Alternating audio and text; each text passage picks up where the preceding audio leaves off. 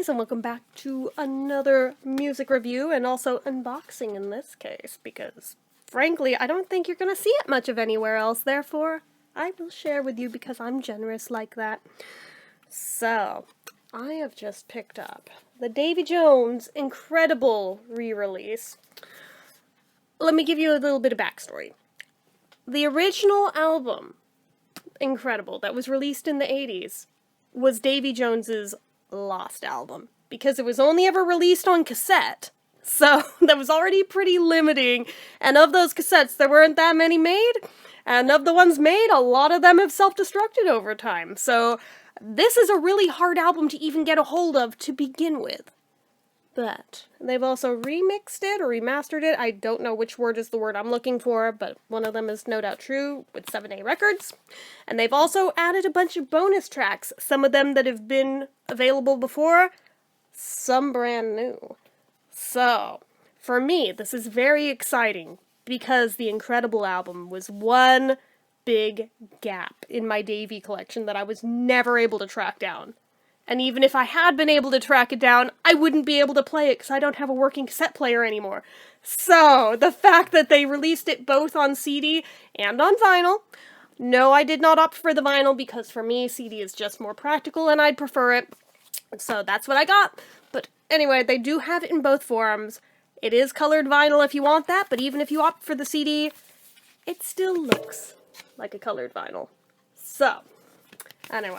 So here's our cover, which I believe is different from the original cover back in the day. Notice I am being evasive on the year, and that is not on accident, because I am not 100% certain what year it's actually from. And trying to Google this, some sites say 86, some 87, some say 88. I don't know which is correct. I'm not sure anyone knows which is correct. Like, just judging by the hair on the original cassette pictures, though, I am leaning towards saying 87, maybe 88, because the mullet was longer, so that makes me think it was a bit later in the game. But I could be wrong.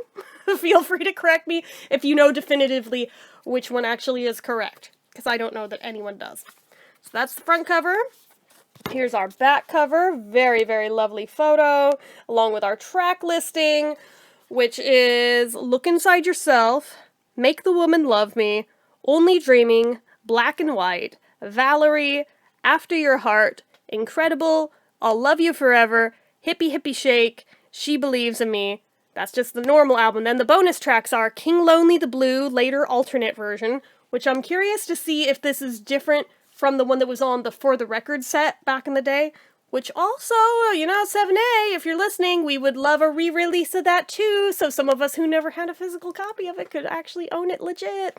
Anyway, so there's that. There's Hangin' by a Thread, studio version, Don't Go, Fallen Hero, Can You Whistle, Hangin' by a Thread Live, and Free, The Greatest Story Ever Told. Of these tracks, I believe only 2 of them are available on Spotify to listen to, so the only way to hear this album, you do, in fact, have to buy this one. Which I don't mind. Like I said, it was a gap in my collection anyway, so I was happy to add it. Now, let us show you the inside here. So on the one side, we've got this lovely photo. On this side, we've got Davy in his David Lee Jones getup, and if you've seen the Heart and Soul documentary, you know exactly what I am referencing here. It's got the credits down this side. Oh, wait, I just noticed License Courtesy of David T. Jones Royalty Trust. Oh, I wonder if that's new. I don't feel like I've seen that on anything else. I could be wrong. Anyway, so on the inside, we've got this photo in the middle. I'm trying to see. There we go. Again, the disc. And then beneath the disc we have another photo, of course. And it is this photo here. So all quite lovely, quite nice. But wait, there's more.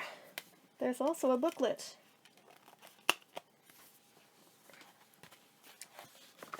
With a lot of great photos in it as well. So. Anyway, so front cover of it has this photo here.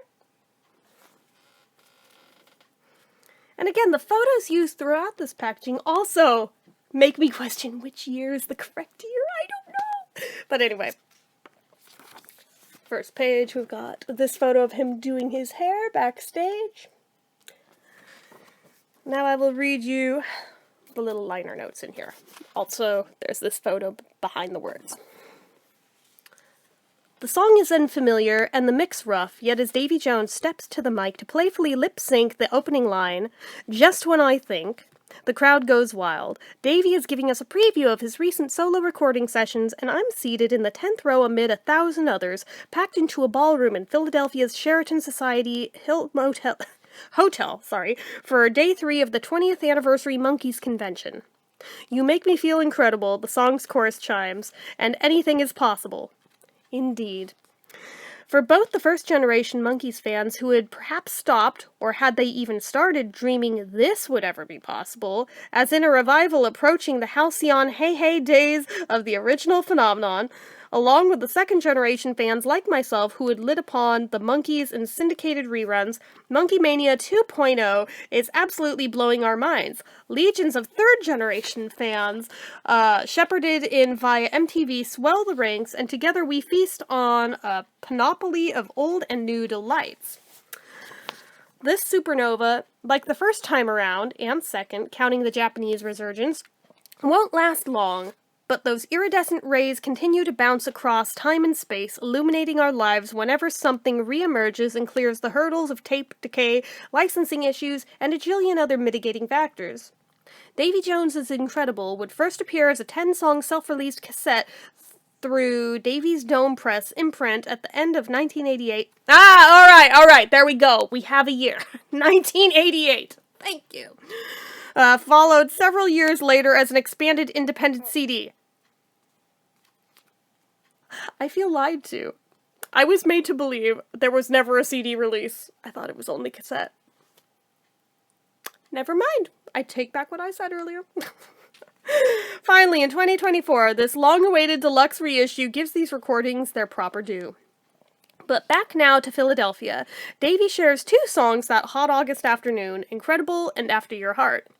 For even as the Monkees' 1986 tour schedule swells with added shows filling afternoons and one-time days off alike, he is seizing every possible opportunity to track new material at studios in cities across the tour, sometimes even coming in post-show to lay down songs. Jones's principal partner in crime, 86 tour bassist Mark Clark, who serves as both co-producer and bassist on these new recordings, along with the musical contributions of other members of the 86 band, including guitarist Dusty Hanvey, keyboardist Larry Nelson, drummer Eddie Zane, trombonist Kevin Osborne, and saxophonist John Leslie. Saxophonist, which is correct, I don't know. With Clark's then-fiancée Patty Joblin operating as production coordinator, lining up studios and other administrative tasks. Joblin's day job finds her working in this capacity at New York's famed Record Plant recording studio. So we've got these photos here, one of the cassette liner, and this photo back here. And we've got this one on this page here. But wait, there's more.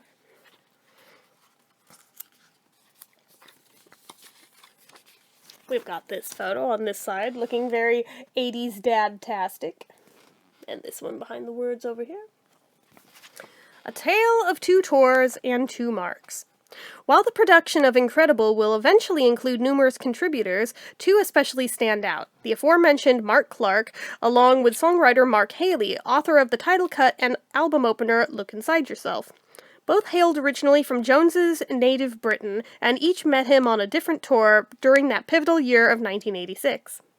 Beginning with Mark Haley and the first of those tours, the Davy Jones and Peter Tork Sound of the Monkees swing through Australia from February to March '86, and some backstory on Haley. He had grown up, along with other brother Laurie, in the English town of Spalding, where the 2 began entering talent competitions as the Haley brothers in their early teens. They scored their first paying gig playing the prestigious golf club at Woodhall Spa, splitting the pricely sum of £75 3 ways along with a drummer. Prior to landing spots with the Jones and Torque backup band, Mark on keyboards and Laurie on bass, they had worked with two well-known British musicians from the 50s and 60s, guitarist Bert Whedon and performer and original Rory Storm and the Hurricanes drummer Billy Fury.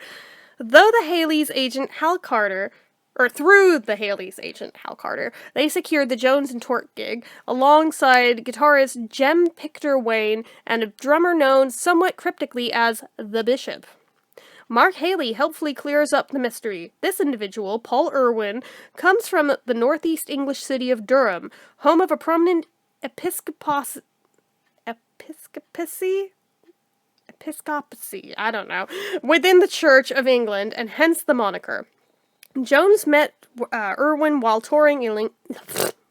Let's try that again! Jones had met Irwin while touring England for much of 1985 in a lead of a production of the musical Godspell, Irwin the offstage drummer in the house band. And Davy was in that, if I'm not mistaken.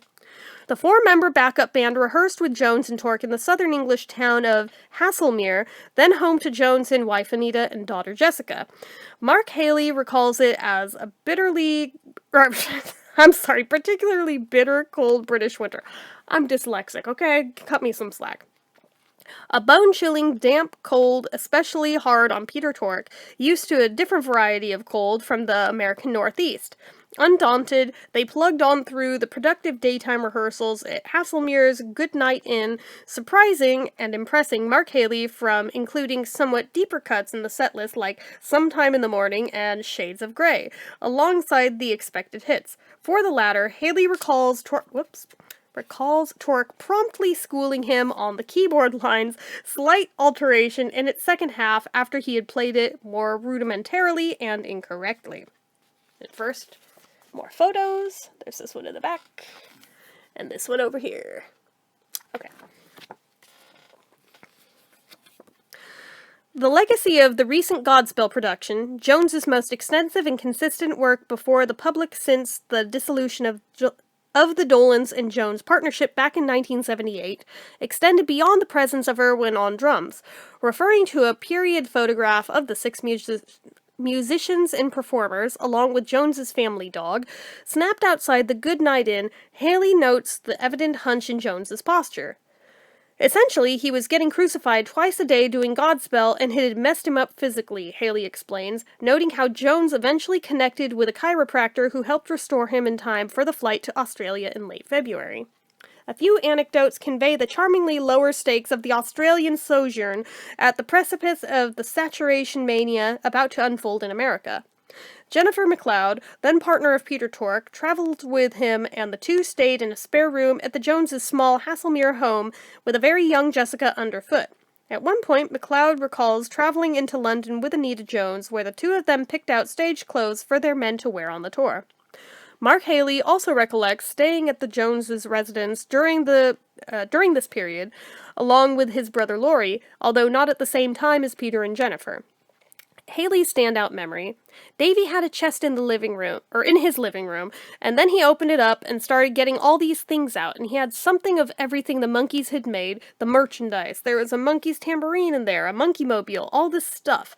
And the other thing he had in there was a trumpet. He started playing this tune on it. I was very impressed and thought, he must do that fairly regularly, because if you don't play it regularly, you lose the embouchure. I don't know if that's correct pronunciation or not. And a culinary reminiscence as well. Jones introduced him to his personal favorite, the cheese toasty. It was basically 2 slices of bread toasted with a load of cheese stuck in the middle, and I remember thinking, blimey, I've got Davy Jones here making me a cheese toasty. 3 days before the tour opener on February 25th, in the coastal town of Port Macquarie, MTV broadcast the Pleasant Valley Sunday Monkees Marathon, kickstarting Monkey Mania Mach 2. Longtime Davy Jones friend and personal assistant Bobby Boyce, along to assist with the Australian tour, received a phone call from her then-husband Tommy Boyce, excitedly informing her of the MTV marathon, at which point she informed Jones and Tork. She perfectly timed Australian junket or the perfectly timed Australian junket, would give them the opportunity to work out some kinks and find an onstage groove together in the rugby clubs and other modest, albeit well-attended venues throughout the land down under, before stepping out with Dolan's into an exponentially growing spotlight of interest back in America. As Mark Haley remembers, Peter started the tour very seriously, and I was chatting with Davy about it. He, Peter, wasn't going over well with the audience. He was coming across as a serious musician. I said to Davy, the thing about Peter on the show, he played this part of the dummy, and people are kind of expecting to see that. And I know Davy did speak to him about that, and after that, they started introducing a lot of humor into the show, which I felt was important, because it wasn't Davy Jones and Peter Tork doing their serious album tour. It was a celebration of the Monkees, and Peter seemed to connect with the crowd much better after that. We have photos, by the way. We have this one here, and the one in the back of the words there as well. Throughout the Australian tour, Jones formed an especially strong... One more time. Throughout the Australian tour, Jones formed an especially strong bond with Laurie Haley, sharing a love of sports and a natural chemistry, and Laurie would later travel with Jones and family at Jones's invitation for much of the Monkees' '86 American tour. By 1989, he officially joined the backing band as a backup singer, undoubtedly grateful for the gig whilst chafing somewhat at the requirement to wear only demure black on stage. Mark Haley also had the opportunity during the Australian tour to play Jones recordings of two of his own compositions, which Jones would later record. More on that below. But now to America, and another Mark in this tale, Mark Clark, whose story first brings us back to Blighty, jet-lagged yet. Born in Liverpool in 1950, he later moved to London, where he worked for Apple for a time, including assisting both Badfinger and Ringo Starr. Following stints playing bass for Colosseum, Uriah Heep, and Ritchie Blackmore's Rainbow, Clark moved to the east coast of the USA and joined Billy Squire's band starting in 1980 and through the peak Squire period. After a brief spell as the replacement for Martin, I Feel Like a Milkshake, Briley and Ian Hunter's band, a mutual acquaintance connected Clark with New York-based concert promoter and manager David Fishoff. Sometime around the fall of 1985, Clark took a meeting with Fishoff at the latter's New York brownstone. Okay, and we can kind of see the photo in the background here. Okay, continuing. Recalling that first meeting, Clark remembers how Fishoff came off a bit like Colonel Tom Parker. He had a poster made up in his office, and it said, "I present Davy, Mickey, and Peter, the Monkees, playing all the hits." And David said, "What do you think?" I said, "Wow, if you could pull that off, it would be quite amazing." And about 2 months later, he called me up and said, "Want the job?" Even as Clark recognized the potential potency of even a partially reunited Monkees, neither he nor most of the rest of us saw February 22nd, 1986 coming, when MTV ran that historic Monkees marathon to introduce a new and massive audience to the charms of Davy, Mickey, Peter, and Mike. And just for the record, Fishoff's "Gee, I had no idea" line, i.e. that MTV, a couple floors above his production company's main Manhattan offices, had designs on rerunning the Monkees just as Fishoff is negotiating their reunion, has always struck me as so much malarkey, but I digress. That spring, Clark and the rest of the backup band gathered for 2 weeks of rehearsals at the Concord Resort Hotel, tucked 90 miles from New York City in the Catskills Mountains. Of the Monkees, Peter would show up first and stay for all the rehearsals, with Davy and Mickey joining later on. The hotel allowed them to rehearse there with room and board in return for playing a concert for hotel patrons in the 3,200-seat Imperial Room. This May 24th performance gave the Monkees a soft opening for the new act, and a preview of what just lay ahead. "We ended up doing 2 shows, remembers Clark. We could have done a week there. The crowds were ridiculous." Saxophonist John Leslie describes the momentum building. Even in that 2-week period we were rehearsing, I think it went from being kind of big to being huge, and by the time that we did the first show, it was crazy. It was like the center of the universe that day. That curtain rose up, and it was like an explosion. It was shocking. Nearby at the Monkees' New York-based record label Arista, awareness even prior to the start of the tour of the tour of this massive and ever-growing interest led to the 11th hour negotiations that spring with Dolenz, Jones, and Torque to record new material for inclusion on a 20th anniversary greatest hits release, whereby Arista immediately shelved plans to release a 2-album collection of strictly archived material, even after initially pressing a significant quantity of this version.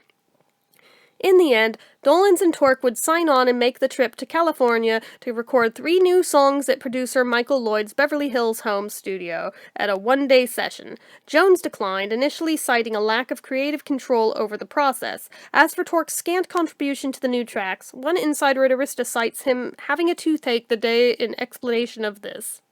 Convenient. On the downside, Jones's non-involvement sapped some momentum for the new and now awkwardly branded Mickey Dolenz and Peter Tork of the Monkees single That Was Then, This Is Now, which nevertheless went top 20 nationally on Billboard. That said, as far back as 1968, the Monkees had conceived the idea of the Monkees Present as a 2-album collection of 4 solo artists, one side each. This coexistence of solo and band, or collective, identities has since become commonplace, with artists routinely donning numerous hats and/or identities. Yet even by 1986, almost 2 decades after the Monkees first considered floating this concept, the prospect of solo career generally spelled band failure or, at the least, band hiatus. So the scepter of Jones embarking on solo recording sessions just as the Monkees' comeback unfolded immediately found its critics. On the positive side, Jones's refusal to participate on the new Arista recordings, along with some competitive spirit, may also have emboldened his own recording efforts. Okay, we've got more pictures, we've got this one, and we've got that one. Alright. The studios. Today, Clark still specifically can remember a couple of the studios, including one located halfway up Lookout Mountain in Knoxville, Tennessee, and almost certainly, Pyramid Enterprises Incorporated. The 1986 tour reached Knoxville on October 30th, although no days off coincide with this date. Beautiful place, recollects Clark, and my eldest daughter was with me. She was 13 at the time, and when we walked in, their Knoxville Channel 7 Eyewitness News was filming. When we got back to the hotel, my daughter calls me into the room, and she goes, "Dad, look," and Channel 7 News started with me sitting behind the recording console, and with Davy sitting next to me discussing a track. My daughter was really proud that her dad made the Channel 7 News. Clark believes 5 songs got tracked in Knoxville, including a remake of the Monkees' Valerie. Regarding Valerie, 86 tour trombonist and backing vocalist Kevin Osborne recalls the session well. Davy wanted tambourine on the song throughout. Why he asked me to do it, I'll never know. I agreed and went into the recording booth to give it a go. I did about 3 or 4 takes, and it just wasn't that great. Davy came in, said, "Gimme that, man," rolled the tape, and got the whole track in one take. I probably said, well, duh. The second studio, Clark remembers, Longview Farm in North Brookfield, Massachusetts, has the historic distinction of serving as the rehearsal site for the Rolling Stones' triumphant 1981 tour, the Stones Concord Hotel, if you will. Clark: "We played a lot of pool there because they had a great games room and a bar, and we were there for 3 days because on the 4th day we played a concert in Worcester, Massachusetts." He recalls flying in to record at Longview, a 600-mile jaunt for the Monkees' November 17th concert at Richfield Stadium in Cleveland, Ohio, before taking a tour bus a half-hour down the road for their November 20th concert in Worcester. Mark Haley says Davy invited him to New York City's famed Power Station recording studio to record Hippie Hippie Shake. As Haley remembers, Davy asked me to sing along with him in that bit. You shake it to the left. So on that particular part of the record, I'm singing right along with Davy. I sort of did it on the spot. His other standout recollection from the day, seeing the Ampeg 2-inch master reel for Suzanne Vega's future mega hit, Luca, lying on the studio floor. She just had a hit in England, so I recognized her name, and I thought, how do you leave something like that just lying around in the open? Okay, we have more photos. Okay. Tour saxophonist John Leslie specifically remembers recording with Davy at a studio in Scottsdale, Arizona. The 86 tour shows shows a day off on September 16th, following a concert in Phoenix on the 15th, making this the likely date of Scottsdale sessions. He recalls the studio having an association with Stevie Nicks, a Scottsdale resident at the time. Leslie said he recorded sax in Scottsdale for Hippie Hippie Shake. He did not, however, play the sax solo on After Your Heart. When it came time to record the horn parts, Leslie used his own tenor saxophone and possibly a second part on alto. However, he adamantly states, "I sure as hell did not have a baritone sax on tour," and they, producers Clark and Jones, decided there was going to be a bari part on the song. Thus began a frantic search to find a baritone sax in Scottsdale, at the time a much smaller metropolis. As I remember, Davy said, "Let's get his horn." So the shitty old baritone sax showed up, and I'd never before run into a horn that the horn itself was somehow out of tune because they're not all the same length. It's a pipe. This thing was not in tune. The closest I could get with it was within a quarter note. Faced with this further hurdle, the engineer altered the master tape playback speed, thereby putting the track into tune with the borrowed sax. They jerry-rigged the whole thing together to make it work, and it did. Clark has a vague recollection of recording at Luxury Audio Workshop in Las Vegas at some point during this tour's week-long residency at the Las Vegas Hilton. He does, however, have a clearer memory of Mickey renting a beach on Lake Mead that week and throwing a party for everyone from the tour, procuring 20 boats from the Park Service. We're in the heat of the day, and everybody got plastered. And then we had to do 2 shows, and everybody had a hangover. Came the second show, and everybody's asleep in the dressing room. It was so much fun! Nashville, Chicago, somewhere in Kansas, and San Francisco all got mentioned as possible recording sites. Clark disputes annotations that any tracking ever took place at New York's record plant, nor does he recall them recording in Memphis at famed Ardent Studios. However, Ardent studio manager and famed Big Star... It cuts off mid-sentence. So here's this photo. Okay, continuing on to the next page with this photo and that one. Alumni Jody Stevens recalls Jones and Company recording in Ardent Studio C and says Ardent somewhere has a picture of Jones taken while he recorded there. Alas, at the time of our conversation, Ardent is undergoing a massive interior renovation and items are not easily locatable. Indeed, Ardent's house engineer, Pat Taylor, has an engineering credit on these recordings, and he contributed the song After Your Heart, co-written with fellow songwriter Chuck Bianchi. The Monkees tour came to Memphis on July 1st, making Memphis Jones's possible first recording date. As far as the recording process, Clark says the musicians had absolutely zero preliminary rehearsal. We'd have a very rough demo, and we'd work from it, but everybody's proficient enough to just listen to the demo and 10-15 minutes later play it. Then it was just a case of getting a good take. Clark mentions engineer Tim Bomba as one of the album's secret weapons.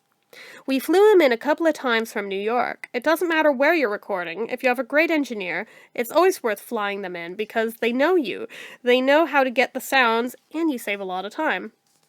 As for recording equipment, Clark used the Guild bass given him by the company as guitar sponsors for the tour, running it directly into the studio console. When it eventually came time to mix and sequence the album, Clark was no longer directly involved. Likely after securing the Powderworks deal, see below, Jones enlisted hotshot New York-based engineer Steve Marcantonio to mix the After Your Heart / Hippie Hippie Shake single. Today, Marcantonio recalls working out of a studio in New York City, possibly Green Street recording in Soho, and while the passage of time and the excesses of the era, "There's a reason we made those records sound so bright," he laughs, have truncated his memory. He still remembers the thrill of getting the gig as one so familiar with the Monkees and Jones. Okay, so we have the handwritten lyrics of Look Inside Yourself over here, and a photo over there. The songs. As for the all-important task of identifying the right material to record, like the recording process itself, Clark does not recall a lot of preparation. We talked about what songs to record in the dressing room, Clark remembers. There was no serious vetting going on. It was rushed, it was put together like that to cash in on the success, I would imagine. In fact, it definitely was. Jones recorded 2 songs written by Mark Haley, Incredible and Look Inside Yourself, the eventual album opener. Haley had brought recordings of the songs with him on cassette to Australia and played them for Jones during some downtime whilst down under. Jones liked what he heard. On July 22, 1986, following transatlantic conversations with his brother Laurie describing the mania unfolding on the road and encouragement to come check it out for himself, Mark flew into JFK from England to meet Laurie. Stepping off the plane, he hardly recognized the man who greeted him. He, Laurie, had gone off to America as this timid little lad from England, and the next time I saw him, he had this bleach blonde hair, and he was arguing over the fare with one of the limo drivers who brought me into the city, so he became completely transformed. He was a totally different character. From tarmac to limo, it was off to Pier 84 for the reunited Monkees' triumphant sold-out Big Apple debut. If I can't make it there. And then back to Jones's New York City hotel room, where he played Mark the recordings he had recently made of his compositions. For Haley, the memory remains indelible. You're always hoping people will do your songs, and when someone of that stature, like Davy Jones, records your song, it's a lovely moment. There's no getting away from it. I was very pleased. As for the songs themselves, Mark Haley originally wrote Look Inside Yourself around 1983 while signed to RCA's Sunbury Music Song Publishing Division. Sunbury's director, John Merritt, had given Haley a copy of fellow Sunbury/RCA artist Eurythmics' Sweet Dreams Are Made of This prior to its breakout success. Haley: I was really quite taken with it. I liked the way they put it together, so my recording of Look Inside Yourself very much had a feel similar to the Eurythmics song Love is a Stranger, but when Davy recorded it, he did it with live band, and they brought something different to the table. Regarding its composition, Haley says, it was a very easy one to write. It was one of those occasions where it sort of flowed out. Okay, we've got more photos here, and there we go. The composition and demo recording of Incredible also had an identifiable inspiration for Haley, after noted producer Alan Tarney had given him a sneak preview of his reboot of a failed single by aspiring Norwegian synth-pop group a-ha. Incredible was sort of my take on a-ha's Take On Me. The version I had done was quite synthy and with drum machine, whereas Davy's was much more band-oriented, so it had a much different feel. Reflecting all these decades later on its composition, he says, I think the verses, I was a bit lazy, very easy and sort of a cop-out lyric, but the actual chorus I thought was pretty strong. Mark Haley also weighs in on a subject of ongoing debate amongst fans regarding these songs down to this day, stating, I don't think there was ever any intention of Davy to do these songs with the Monkees. On the '86 USA tour, Jones had been performing the original composition I'll Love You Forever, and he recorded a studio version for the second of 3 times during these sessions as well. Authorship of Only Dreaming, mistakenly credited in various online attributions to Reckless Eric Goulden, whose signature song, I'd Go the Whole Wide World, would later appear on the Monkees' 1987 Pool It album, with a Dolenz vocal after Jones passed on producer Roger Beckerian's suggestion to sing it, remains a mystery. Jeffrey and Michael Statton's Black and White continues a long tradition of Jones, and sometimes Dolenz, recording Statton Brothers material, an association dating all the way back to 1967 when the two brothers first met the Monkees in Hollywood. Their winding road through monkeydom cuts a Zelig-like swath through such exotic terrain as performing as openers for legendary 1969 Monkees concerts at the Sacramento State Fair and Oakland Coliseum. You could tell the party was really over at that point, Michael recalled when interviewed in 2010. Aw, of course, the local one is... whatever, anyway. The two Stattons play guitar on the Dolenz Jones Boyce and Hart Capital LP from 1976, and Jeffrey Statton has tantalizingly stated that Jones cut a demo of his One Man Woman in 1974 at the Annex in Hollywood, with Chip Douglas engineering and Dolenz and Torque musically contributing. Make the Woman Love Me by Barry Mann and Cynthia Weil, and at the time Anita Jones's favorite song, gets particularly lush studio treatment. Jones had been performing it at least as early as 1984 during his supper show aboard Cunard's Queen Elizabeth II. The song originally appears on the cult classic Born to Be With You album by Dion, released in 1975 and produced by Phil Spector. Back in 1977, Jones had sung another song recorded by Dion, Mark Radcliffe's Hey My Love, from the 1976 Dion album Street Heart, a highlight of the Dolans and Jones tour with Coco Dolans and the Laughing Dogs. Jones joins the ranks of the Swing and Blue Jeans and the Beatles in covering the 1959 Chan Romero rocker Hippie Hippie Shake. In fact, latter-day Swinging Blue Jeans member Garth Elliott was fronting the version of Herman's Hermits opening the '86 tour, although I have yet to determine whether Elliott had any part in connecting Jones with the track. The decision to record a Jon Stewart composition, given how Stewart penned Jones's signature song Daydream Believer, makes buckets of sense, and She Believes in Me from Stewart's classic 1969 album California Bloodlines would originally close out the incredible album.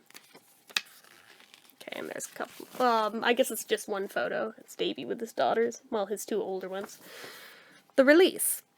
With Jones and Torque slated to return to Australia on tour in March 1987, Jones had extra leverage to negotiate a deal with Australian record label Powderworks to put out some of his new music, and they released the single After Your Heart, backed with Hippie Hippie Shake, on March 30th, 1987 in Australia and New Zealand.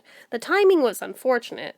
The Jones and Torque tour had only 2 remaining dates once the record dropped, and was a portent for the unfortunate relatively late release of the Monkees' Pool It album during the back half of their summer tour later that year.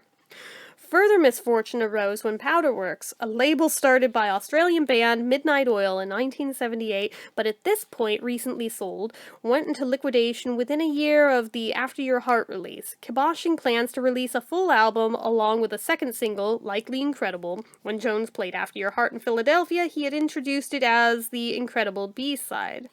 Troubles aside, Jones clearly had much enthusiasm for his new material, performing Incredible, After Your Heart, and Hippie Hippie Shake throughout the Jones and Torque Australian show. Jones also buried the hatchet with That Was Then, This Is Now. The previous summer, he had exited the stage when Dolans and Torque performed it on the 20th anniversary American tour. Now he joined Torque to open their concerts with it, singing backups and playing tambourine. Speaking of that tour, American audiences may have come close to also hearing some of Jones's new material live, as Jones raised the fact that Dolans and Torque had started to perform That Was Then, This Is Now that July as justification for a quid pro quo arrangement to be struck with Jones to play something of his, according to Mark Clark, although it never went beyond an informal negotiation stage. That said, when Jones started donning zebra spandex for Valerie later in the tour, this song took on more of a solo performance quality, not to mention that Jones, having remade the song during his solo sessions, perhaps regarded this as his solo moment. At the end of 1988, Jones's independent merchandise division, Dome Press, changed its name to MOM, Mail Order Merchandise, and put out a Christmas catalog, at last offering the Incredible album for purchase on cassette only, following an almost 2-year delay. The first tapes shipped in February 1989. The legacy. Given the flurry of activity happening on multiple fronts for the Monkees throughout 1986, especially the grueling demands of their touring schedule, the fact that Jones managed to track a full album amid the chaos is somewhat staggering. On top of this, Mark Clark was at the helm of recording the Monkees' 1986 live album, at one point mixing these live recordings at New York's Record Plant Studios all day, then heading 1.5 miles northwest across Midtown East New York City to track with Billy Squier at the power station all night. On his last day of recording with Squier, Clark reflects, "I was in the studio till 4 a.m, and Billy got me a limo to fly out to Los Angeles to start rehearsals for the Monkees. Here We Come Again, 1987 tour." This sheer blur of events helps describe the milieu from which Incredible came, and the album conveys some of that Rocky-esque comeback euphoria. Both self-released versions, particularly the 1988 minimalist packaged cassette, now rendered charming in retrospect, belie the considerable studio and artistic firepower behind these recordings. This deluxe repackaging allows this chapter in Jones's fascinating journey to finally more fulsomely shine. Okay, we've got a couple more photos here. Bonus material. Hanging by a Thread. This song first pops up in the Monkees context as a stunning standout on the 1989 North American tour. Erroneously credited for decades in various online attributions to American film composer Jerry Goldsmith, Hangin' by a Thread was actually authored by Pam Reswick and Steve Warfel, a professional then husband and wife songwriting team active during the late 80s, early 90s. Their songs recorded by artists including Natalie Cole, Kenny Loggins, even Scott Grimes. As Warfel remembers, the original idea for the song was to write something with kind of an eighth note pulse a la Every Breath You Take.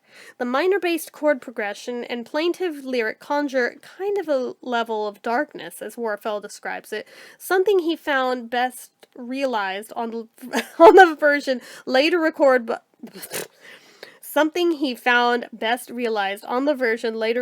by Player, the band who did Baby Come Back, lead singer Peter Beckett, on his eponymous solo album in 1991.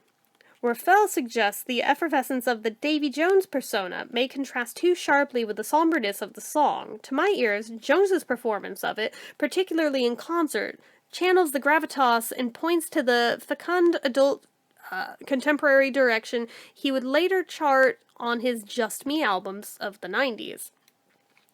Along with Twerk's Sea Change, as well as the use of pre-scandal exposed Gary Glitter's 1973 British hit single Hello, Hello, I'm Back Again to open most 1989 North American concerts, Hangin' by a Thread harkens back to the time when a possible second 1980s Monkees reunion album, even after the declining commercial fortunes of Pool It, still seemed possible. Legendary Elton John producer Gus Dudgeon even gets identified with this proposed undertaking at one point. In light of the eventual and overall lackluster turnout for these shows, at least in comparison to 86 and even 87, we might tend to overlook that not insignificant momentum that year, particularly from the 89 British tour. In fact, a notable British theatre producer apparently was so impressed with seeing Jones in action at the Monkees' Manchester date that he made a lucrative offer for him to star in the Gene Kelly role in a big-budget touring production of Singin' in the Rain later that year, something Jones ultimately passed on to carry on with Dolenz and Twerk. Which is very, very sad, because I could have seen that working real well. Okay, we have more photos. Okay. Jones started tracking Hangin' by a Thread at Studio House Recording Studio in Wraysbury, England, before finishing the song at studios back in America. Mark Haley attended the initial Wraysbury sessions and recalls contributing to the process.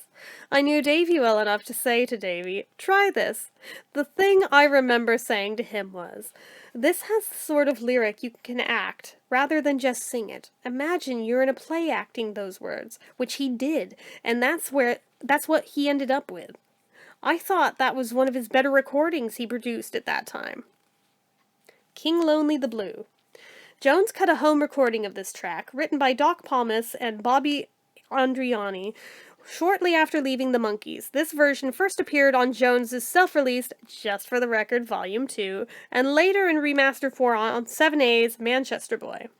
Pomus earlier had co-written A Teenager in Love for Dion and the Belmonts, later recorded by Dolenz Jones Boyce and Hart. Andriani is the subject of a posthumous documentary, Ziggy on the Run, chronicling his relatively unheralded talents as a singer, life in New York's Greenwich Village, and struggles with schizophrenia. It includes the earliest recording of King Lonely the Blue, later recorded by the Bitter End singers in Britain's The Emeralds. This later version of King Lonely by Jones dates from a number of years after the Incredible sessions. Don't Go. At the time of Jones' self-releasing Don't Go, backed with Hangin' on a Thread, SIC, as a single in 1989, MBF reports he now has enough material to start a second 1980s solo album. Don't Go and Hangin' by a Thread first appear on compact disc on Volume 3 of Davy's 4-part Just for the Record series from 1999. Fallen Hero. Written with Andy Sears around the end of the 70s, Sears vividly recalls its composition. David just came up with these lyrics. He had these lyrics written down and he said, "Can you do anything with that?" And I said, "That's really nice." It's one of the few times when I said, "Leave it with me," rather than, "Let's sit around the piano now and do some work together." I wanted to give it a bit more of a serious kind of feel to it, make it a little bit more profound. I thought that Davy saw that as a pretty profound lyric, so I thought let's try and justify it with the music. So that took me a little time, or a little, took me a little while to do, but I liked the meter of the lyric. So it kind of presented itself for a more in-depth piece of music. It's my favorite bit of music that I wrote for him in terms of the chords and melody. That's one of the rare cases where I wrote the whole melody as well. Normally Dave would come up with lyrics and he'd float around with that melody and I'd say, "Let's try this, let's try that." In this particular instance, it's just literally the melody came with the chords, and it's just really nice. Fitted in really well together, because they're just good lyrics. I think he's telling a little of his own story here. And we've got another photo here. There isn't one on this page, so. Can You Whistle? I first learned of this recording from a Billboard magazine article referencing David's participation on a 1981 album project, Never Too Young to Dance, with some significant bankroll behind it. Recorded at London's Trident Studios and in conjunction with a Barbie knockoff doll project. According to Peter Doyle, who is likely Jones's connection to the project, Doyle, ex of the New Seekers and member of Davy's 1980 British Isles version of Toast 2, co-wrote the Jones comeback song, It's Now, with him during this period. From Doyle's website, the Video Kids producers, Steve Gilston and Paul Linton, felt that the music industry was ignoring the preteens age group and aimed to give them music to dance to via this project. This album recording started in 1979, and a 45 RPM record was launched via sales of the Pedigree Cindy doll, a party-time edition of the doll being sold complete with a copy of the record to test the market for the concept. The success of this doll in the UK and Northern Europe led to the release of the debut album, You're Never Too Young to Dance, in 1981. Peter sang lead on 2 of the tracks. The long list of credits associated with the album included Peter's friend Ricky Hitchcock and Herbie Flowers. Free, The Greatest Story Ever Told. Following the success of his 1987 autobiography, They Made a Monkey Out of Me, Davy's co-author Alan Green spearheaded an ambitious follow-up, Mutant Monkeys Meet the Masters of the Multimedia Manipulation Machine. Book purchasers received a single of Jones singing the Alan Green song, Free, The Greatest Story Ever Told, a track Green recalls recording with Jones at a studio somewhere in Pennsylvania. And that just has the liner notes, the thank yous, and a list of also available from 7A Records albums. And on the back cover, we've got Davy, no doubt, doing Cuddly Toy on one of the tours. So, now that we've spent almost an hour reading the booklet, we should probably review this thing, I think. So, I'm gonna go through it track by track, listen to each one. I haven't even listened to the whole thing yet. So this is literally first impressions of quite a few of these. Some of them I know from elsewhere, but quite a few of these will also be the first time I've ever heard them. And this is exciting for me that this is the first time in I don't know how many years I'm finding new Davy Jones material that I've never heard before. So I will rate them, and then we will come up with what I will rate the album as a whole.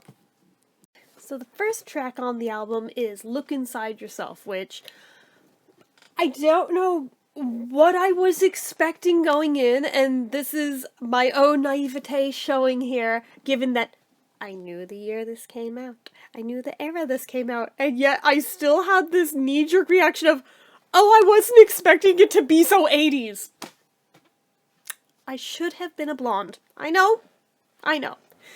That said, that's not a diss. It's not a diss, A, because it literally came out in the 80s, therefore it was current and modern for its time. And that is what it is supposed to sound like. But also, it's not a bad thing because to me that just sounds like my childhood.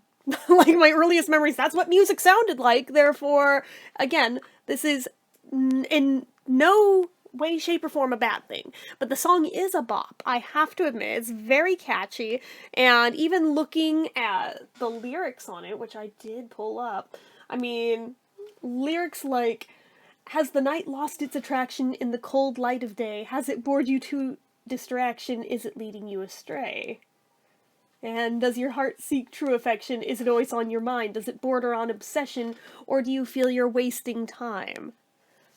I love those lyrics. That's surprisingly deep for a Davy Jones song, of all things, I have to admit. So, if you can get past the 80s tasticness of it, because again, I know it's not everybody's thing. I get that. I do. I understand. But again, product of the era in which it was made, it is supposed to sound that way. It's actually a pretty good song. So second track on the album is called Make the Woman Love Me, which it is exactly what it sounds like it would be.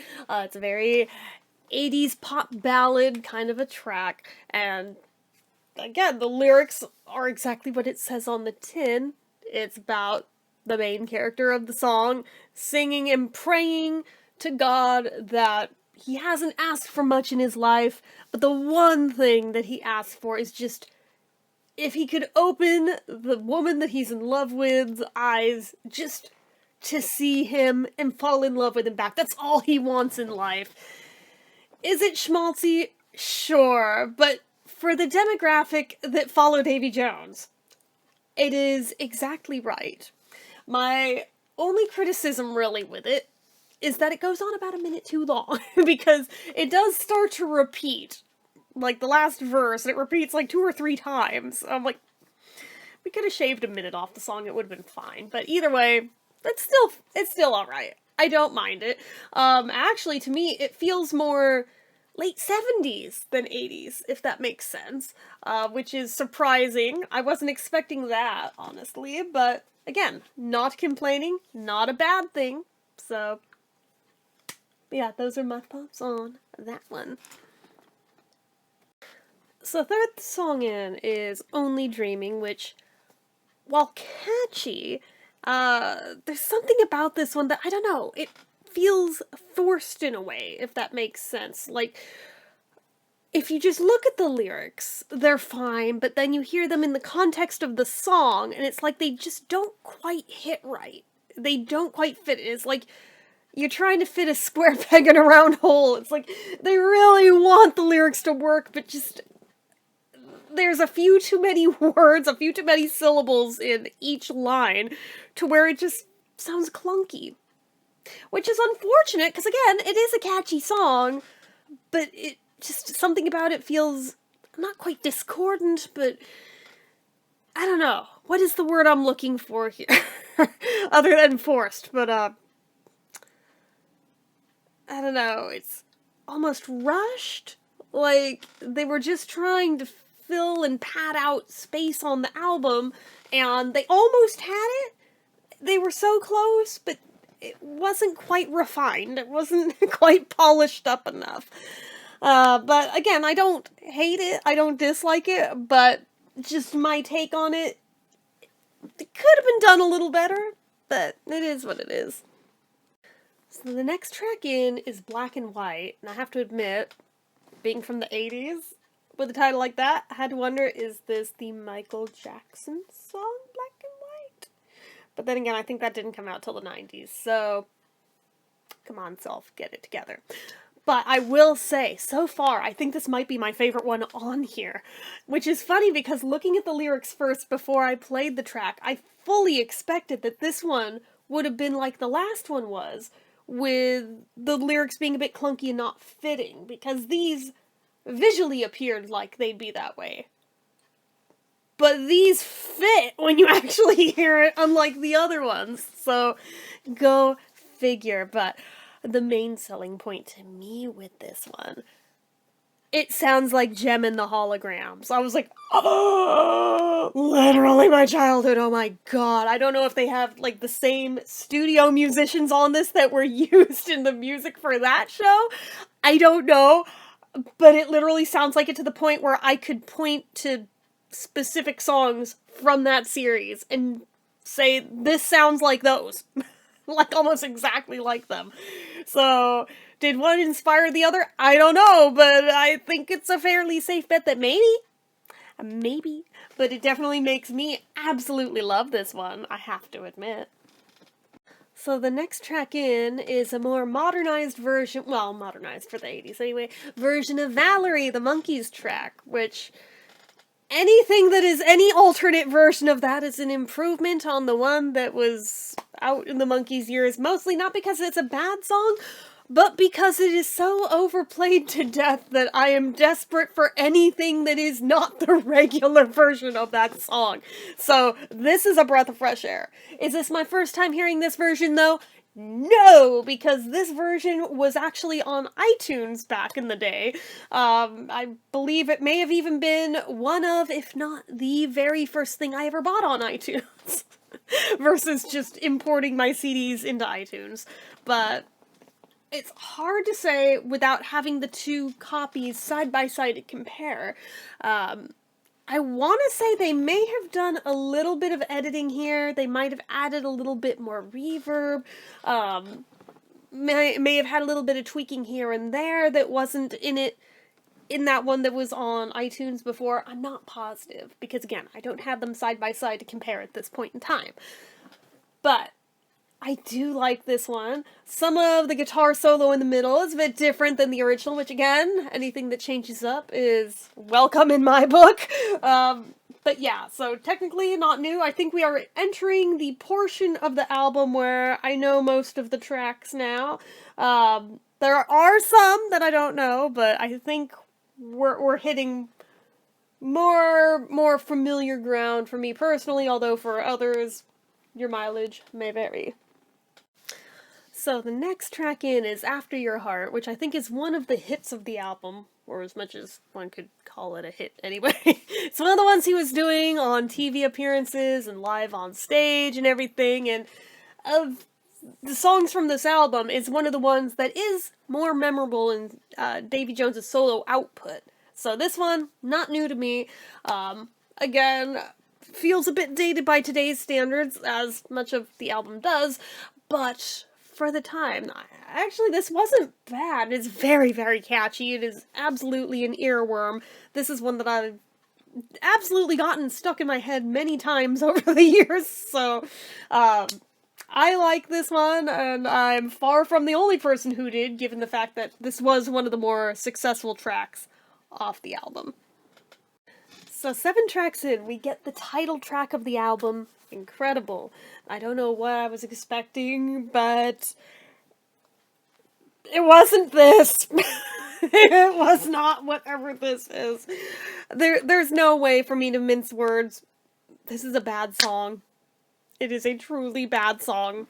It wants to be Flashdance so hard, but it isn't, nor is it even close, but at the same time, you can tell where it wants to be it.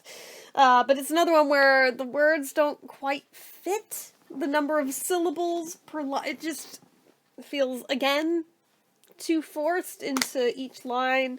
But just in general, everything about this, it does not work. Not one bit. Start to finish. I'm just sitting here. I have to admit, this sounds so bitchy, and I don't mean it to, but I actually cracked up laughing at multiple points throughout this song at how awful it is. I have no words. I have no words. It's so bad it's not even anywhere on YouTube, okay? Like, let that sink in. Let that sink in. That's almost unheard of in this day and age, for it to not be anywhere on streaming. That, I think, is pretty telling. You know? You know. So mercifully, the next track in makes up for the last one. So it is an updated version of I'll Love You Forever, and it is not, in fact, the same one from the Monkees' Pool It album. This is legitimately different, and in my opinion, I like this one better. It's faster. It's kind of like the difference between the two versions of I Wanna Be Free. It's like that. And I, again, prefer the faster one. So, that typically tends to be how I roll. But it's not incredibly sped up, it's just a little bit. But in general, I like the approach better on this one. I like the instrumentation better on this one. I like the pacing better. Just in general, I like the way this one sounds versus like the weird echoey kind of effect on the Pool It one. I don't know, it makes it feel even more cheesy than it otherwise would have. Versus this one's fine.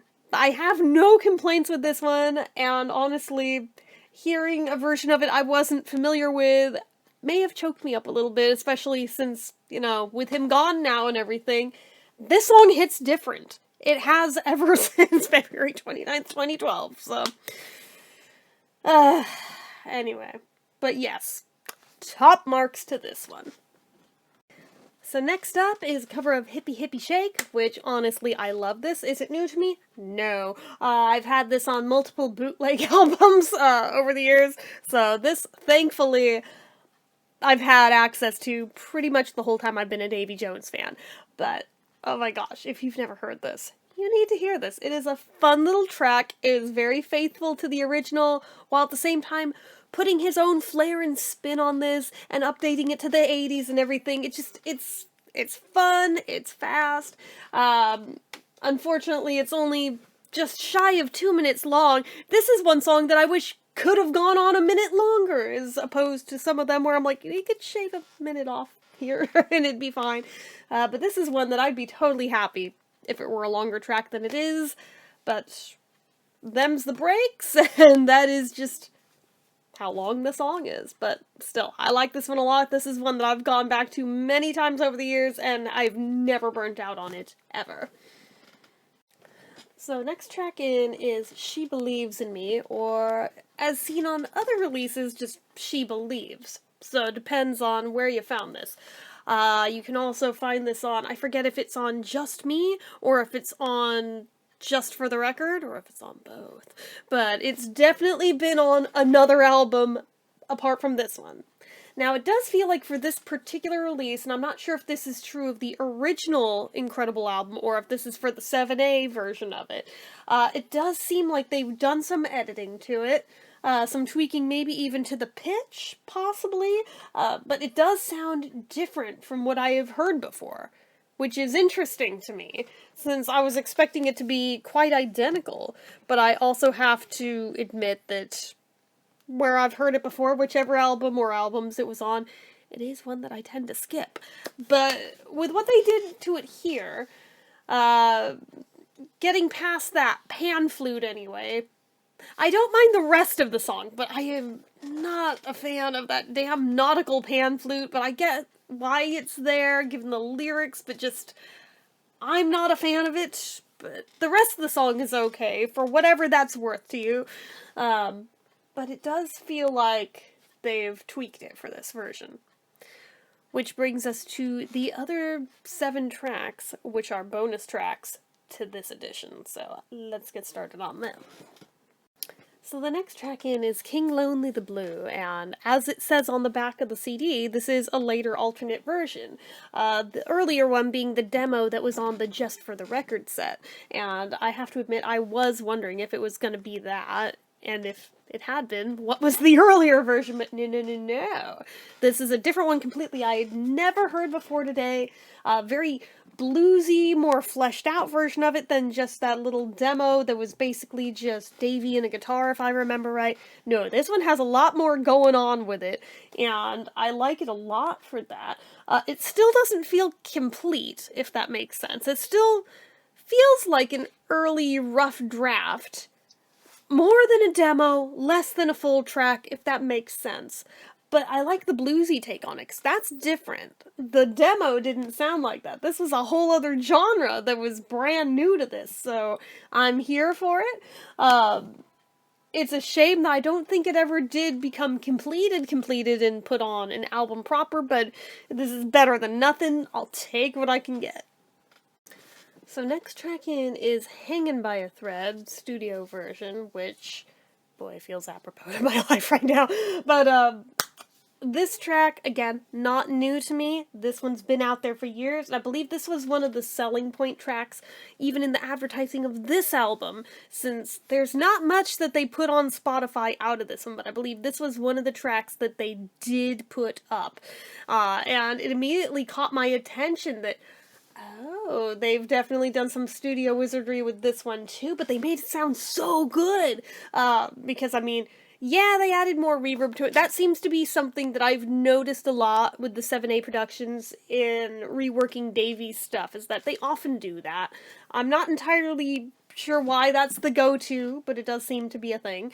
But, I mean, I think this song had a little bit of it to begin with, but they really cleaned it up and made it sound so nice, and just, I always liked this song anyway, but especially after what all they did to it here. Chef's kiss. Chef's kiss. Really like this one. So the next track in is Don't Go, which is the other kind of hit of the album that was one that made it onto TV appearances and live performances and stuff, but also is the other one from the album that Spotify did, in fact, let people have for free. So, but also caught my attention for how good they made it sound in this re-release of the album. And I was just like, wow, alright, that's a selling point right there, that they made this sound like that, even if it wasn't on the original album itself, and it's just a bonus track here. I forget if this was originally released as a single, or how the song came out, but it's definitely been around for a while, but not sounding as nice as this. Again, it's another one where they did add to it, versus just remixing it or anything, but not in a way that feels disingenuous, not in a way that feels it's changed the vibe in any kind of a negative fashion. It's only an improvement here, so I have no complaints with that, but just, again, the fact that they were able to take this, which I thought, in its existing state, what could they really do with it? They did find a way to improve it. Credit where credit's due, so bravo, bravo. So the next track in is probably a lesser known one, and it's called Fallen Hero, and it is one that was included on the Just for the Record set. Hard to say if they did anything to this one, or if they just released it as is, as a rarity. Again, I would have to play them side by side to really tell. I want to say they very minorly did, but again, I would have to play them back to back to really get a solid read on that for sure. But, this one, another one that's bittersweet listening to since his passing. I don't think I have listened to it since literally right after he passed. Since, I mean, that was one of the very first tracks my mind jumped to play, morbidly, after he died. But it is a good song if you're unfamiliar with it, especially. I don't know why it wasn't put on, like, a proper album apart from Just for the Record, because honestly, it is a good song.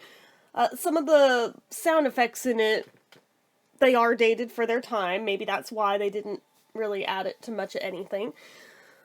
But that said, though, it is a good song. It's well written.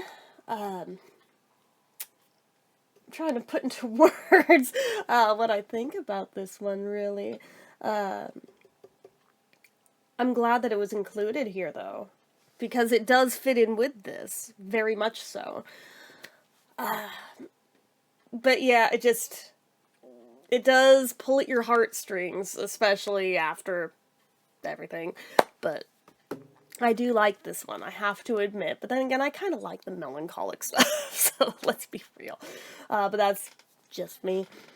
So the next track in is one that was new to me as of this one, called Can You Whistle? I don't know where they pulled this out of the archives from, but, can we put it back? I would put this song on the level of that Happy Birthday Mickey Mouse song.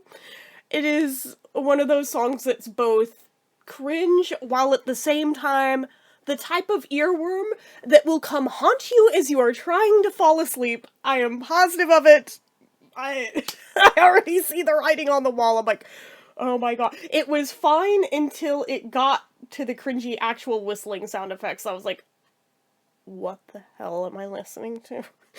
Again, I know that sounds so bitchy, but like, I'm just sitting here like, no, no, dude, no, oh my god. Again, it's one of those tracks that's so laughably bad that I have no effing words. I got nothing, man, I got nothing. But, okay, okay. It's not even that it necessarily sounds 80s on this one. I'm not sure what era it sounds like it's from. Not a clue. But I'm just sitting here going, how many more minutes long is this song? Oh my god, we're only a minute in. How long? There's still another minute left. I don't know if this is one that'll just grow on me over time or one that is going to be perpetually skipped for the rest of all eternity. I think it might be the latter, personally, but if you love this song, you know, more power to you, but I'm just sitting here like, why did we include this? Of all the things in the archives you could have thrown on here.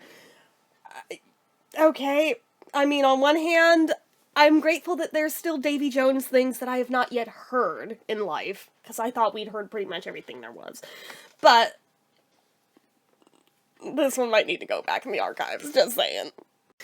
So next track up, and almost at the end of the album, is a live version of Hanging by a Thread. It doesn't give any details as to when it was recorded, but I don't like this one as much as the version that was on here previously, the studio one, which is weird because the live one is a bit faster, which normally I prefer, but on this one, I don't know, something about it I don't like as much. I don't hate it or anything, I don't dislike it, I just prefer the studio to this one. I don't know if it's because of something with the horn section or what, especially towards the earlier half of the song, almost feels off and a little discordant and doesn't quite hit the same way as it does on the studio one. I'm not sure, but by the latter half of the song, they figured it out, so your guess is as good as mine, but, yeah. So, for me, it's okay, it's mid. It's interesting hearing a live version of it on here, but it's not my fave. So then the final track on the album is Free, The Greatest Story Ever Told, which didn't seem like it would be much of anything we haven't seen before since this track's been floating around for ages. But inexplicably, they slowed it down. Like, it's the same recording, but they slowed it down a hair, and I thought it was my imagination at first, when it was just the music before the vocals come in, but it's real noticeable on his voice, I feel like. If you're familiar with the other version of the song, you'll notice it here straight off, pretty sure, and I don't know why they did that. I don't know if they did it to pad out the length of the album a little bit. I mean, how much time are you really gaining by doing that? I don't know, but it's quite disorienting if you knew it sounding the other way and suddenly it slowed down some. And it's not like it was pitch correction, because, I mean, it almost ends up sounding sleepy because it slowed down, including on the vocal, to where it's like, oh, you did it a touch too much, I think. But that is just my opinion. But if not for that, it's a really good song. It's a beautiful song. It's just it's just a shame that they kind of screwed it up by doing that. I don't know why they chose to do that, but here we are. So, running the numbers on my notes that I took throughout listening to the album, I think, for me personally, in being a hardcore Davy Jones fan, I would give this album a 7 out of 10. Now, your mileage may vary. If you're either not a hardcore Davy fan, or not a Davy fan at all, or you're just like a generic Monkees fan looking in, you might rank this as more like a 5. But for me, it's a 7. I would be interested to hear anyone's thoughts, but these are mine, and mine alone. I really got a kick out of hearing stuff that I'd never heard before of his, and that I honestly never expected that I would get to, because I thought the only way to hear them was on that cassette that basically good luck tracking one down that still plays at this point in time.